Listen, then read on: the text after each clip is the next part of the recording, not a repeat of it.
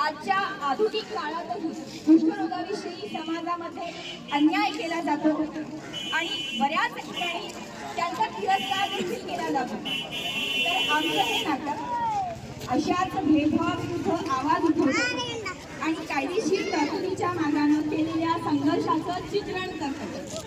तर बघा कुष्ठरोगावरील विजय।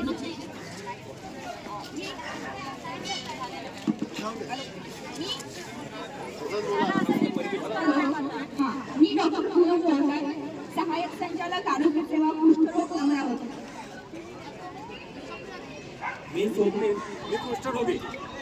मी रवी, स्वप्नीलचे भाऊ। मी ॲडव्होकेट राज।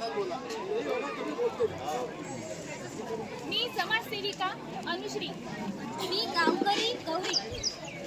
मी या गावाची सरपंच क्षितिजा। मी या गावाची गावकरी रायना।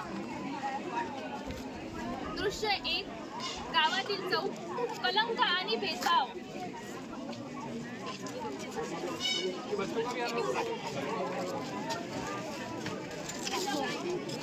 अरे गौरी, काय म्हणते? कशी आहे? मी बरी आहे, तू कशी आहे? मी मस्त। काय गौरी, कशी आहे? मी मस्त। काय म्हणते रायना? मी बरी आहे, तू कसा आहे? बरा आहे। काय चर्चा चालू आहे? दूर राहा, दूर राहा, तुला कुष्ठरोग आहे। नाही माझा उपचार चालू आहे आणि स्पर्शाने पसरते कुष्ठरोग। तू आपल्या कुटुंबाची इज्जत घालवली, त्यामुळे लोक आता आमच्या नेहमी तिरस्कार करतात। निघून जा घरातून। अरे थांबा, कशाचा गोंधळ चालू आहे? का बरं चर्चा करत आहे? बघायला सरपंच बाई, याला कुष्ठरोग आहे तरी हा गावात फिरत आहे। स्वप्नील, तुझ्या गावात कशाला राहत आहे? तुला कुष्ठरोग आहे। तुझ्या कुष्ठरोगाची लागण सर्व गावकऱ्यांना होईल। गावकऱ्यांची माझ्यावर जबाबदारी आहे। तू या गावात राहू नको।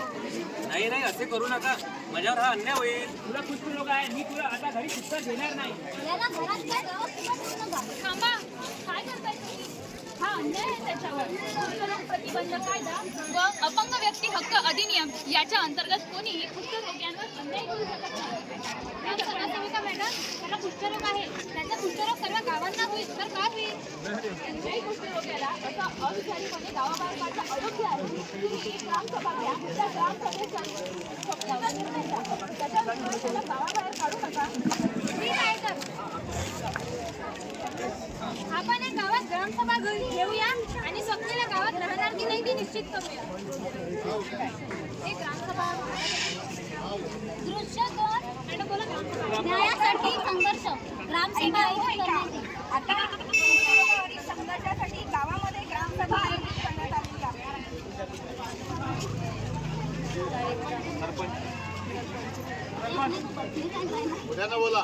आज आपल्या गावात एक ग्रामसभा आयोजित केली आहे। स्वप्नील हा कुष्ठरोगी आहे आणि त्याची कुष्ठरोगाची लागण सर्व गावकऱ्यांना होणार।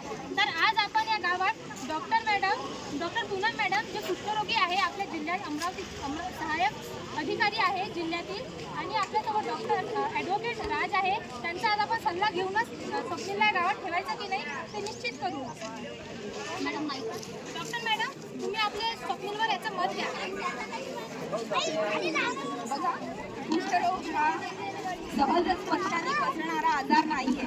कुष्ठरोग हा सामान्य आजारांप्रमाणेच एक आजार आहे जो साधा कुष्ठजंतूमुळे होतो। मायकोबॅक्टेरियम लेप्री नावाच्या जंतूमुळे होणारा हा सर्वसाधारण आजार आहे। याच्यामुळे घाबरण्यासारखं काही कारण नाही। जोपर्यंत एखादा कुष्ठरुग्ण औषधोपचार घेत नाही, फक्त तोपर्यंत तो त्याच्या कुटुंबासाठी किंवा समाजासाठी घातक आहे। पण ज्या दिवसापासून एखादा कुष्ठरोगी औषधोपचार चालू करतो, त्या दिवसापासून त्याला समाजामध्ये कुष्ठरोग प्रसार करण्याला आपण बाधित आहे असं म्हणू शकत नाही।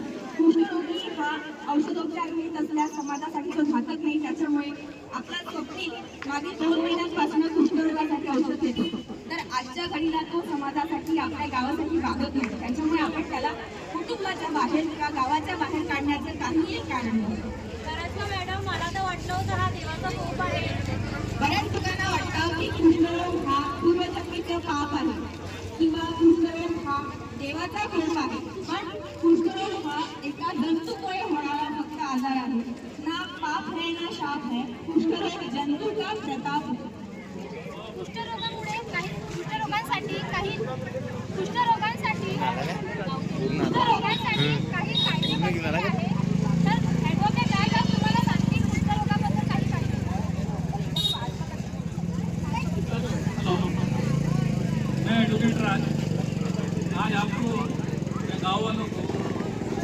रोग से लेके जो कानूनी संविधान में किया है उसके बारे में जानकारी भारत के संविधान के अनुच्छेद 14 और 21 के हिसाब से कुछ लोगों के साथ समानता से पेश आना चाहिए, उनको सम्मान मिलना चाहिए। सुप्रीम कोर्ट ने ये बताया है, निर्देश दिया है कि कोई भी कुछ रोगी के साथ में कोई भी किस्म का अन्याय या भेदभाव नहीं होना चाहिए। आता तू ये ना तर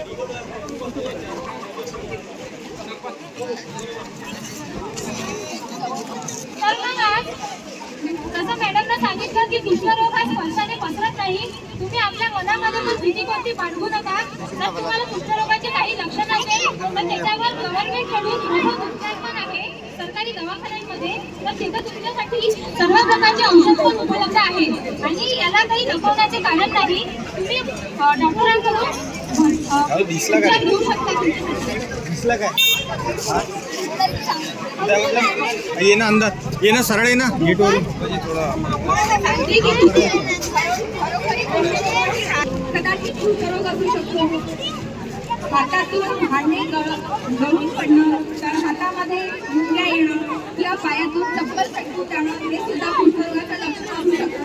अशी जर काही लक्षणं आपल्याला स्वतःमध्ये आपल्या गावामध्ये कुणामध्ये आढळत असतील तर आपण दवाखान्यामध्ये जाऊन याचं निदान करायला हवं. आणि निदान झाल्यानंतर बालमजुरी करायला लागले ना बालमजुरी समाजासाठी वागत नाहीये. बिचारा चॉकलेट विकेट तरी द्यावं ना, एवढं उन्हात उभा केलं मी तुझं पाणी तरी द्या मला त्याची. हॅलो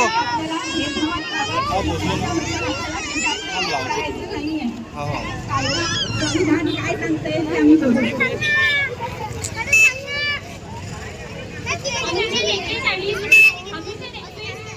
कुष्ठरोगांनाही जीवनाचा वैयक्तिक स्वातंत्र्याचा अधिकार आहे. सेक्शन 3 के हिसाब से कोई भी उसमें भेदभाव और सम्मान के साथ में जीने का अधिकार देना चाहिए। भारतीय संविधान अनुच्छेद 47 कुठल्याही कुष्ठरोगाला औषधोपचाराची जबाबदारी आणि त्याच्याबद्दल उपाययोजना करण्याची सरकारची जबाबदारी आहे. बहुतेक औषधोपचारमध्ये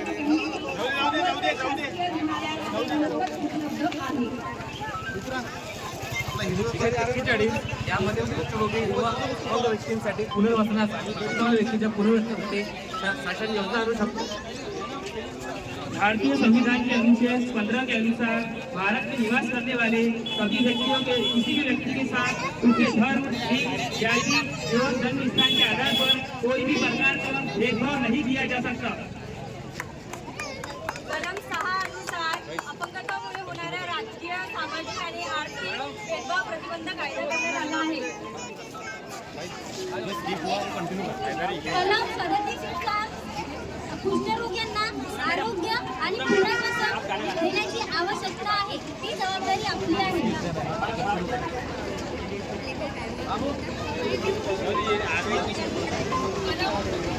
कलम 14 अंतर्गत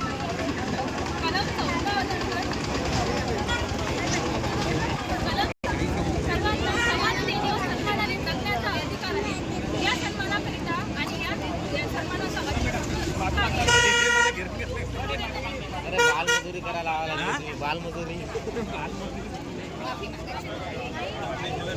मला माफ करा, मला माझी चूक मागली, मला माफ करा बाबा.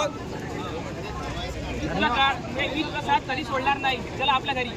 रवी, तुम्हाला समजून घेतला हेच माझ्यासाठी मोठं आहे. तुम्हाला सगळ्यांची गावकऱ्यांचे माझा समोर धन्यवाद. भाई मेरे को भी माफ कर दो. हाँ माझे विरुद्ध छोड़ा आज पूरे तो जे आहेत ना यांचं आभाळ हरवल्यासारखं आहे. एखादा अपंग कुष्ठरोगामुळे जर होत असेल, व्यक्ती दिव्यांग होत असेल तर त्याचं आभाळ हरवलेलं आहे. अशा आभाळ हरवलेल्या व्यक्तींना आपण स्वतः जे आपल्याकडे आहे ते जास्तीत जास्त देण्याचा प्रयत्न केला पाहिजे.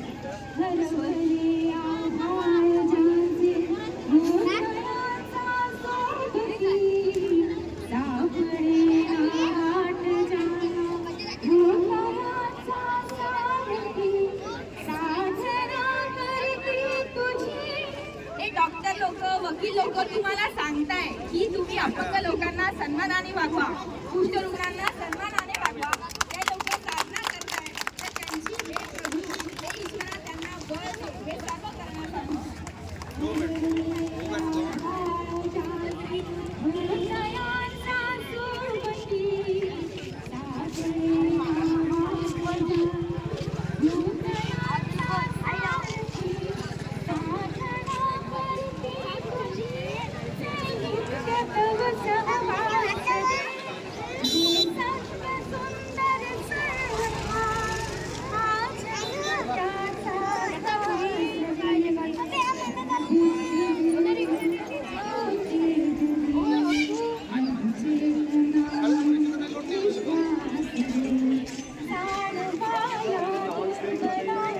दुर्बल झालेले आहेत तर त्यांचं ते दुर्बलता जाणून घेण्यासाठी आपल्या रंगारंगामध्ये जाणीव असणे असं म्हणणं आहे.